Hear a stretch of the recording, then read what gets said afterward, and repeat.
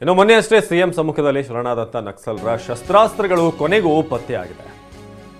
ಯಾರ್ಯಾರು ಸರೆಂಡರ್ ಆದರೂ ಅವರ ಶಸ್ತ್ರಾಸ್ತ್ರಗಳು ಎಲ್ಲಿದೆ ಅನ್ನೋ ಪ್ರಶ್ನೆ ಇತ್ತು. ಈಗ ಫೈನಲಿ ಅದನ್ನು ಹುಡುಕಲಾಗಿದೆ. ಕಾಡಿನ ನಡುವೆ ನೆಲದಲ್ಲಿ ಹೂತಿಟ್ಟಿದ್ದಂಥ ಶಸ್ತ್ರಾಸ್ತ್ರ ಫೈನಲಿ ಪತ್ತೆಯಾಗಿದೆ. AK-47 ರಿವಾಲ್ವರ್ ಸೇರಿದ ಹಾಗೆ 6 ವೆಪನ್ಗಳನ್ನು ಈಗ ಹೊರತೆಗೆಯಲಾಗಿದೆ. ಮೇಗೂರು ಅರಣ್ಯ ಪ್ರದೇಶ, ಇಲ್ಲಿ ನಕ್ಸಲರ ಶಸ್ತ್ರಾಸ್ತ್ರ ಪತ್ತೆಯಾಗಿರೋದು. ಚಿಕ್ಕಮಗಳೂರು ಜಿಲ್ಲೆ ಕೊಪ್ಪ ತಾಲೂಕಿನ ಜೈಪುರ ಪೊಲೀಸ್ ಠಾಣಾ ವ್ಯಾಪ್ತಿಯ ಮೇಗೂರು ಕೊಪ್ಪ ಇನ್ಸ್ಪೆಕ್ಟರ್ ಮಂಜುನಾಥ್ ನೇತೃತ್ವದಲ್ಲಿ ಶೋಧ ಕಾರ್ಯ ಆಗಿದೆ.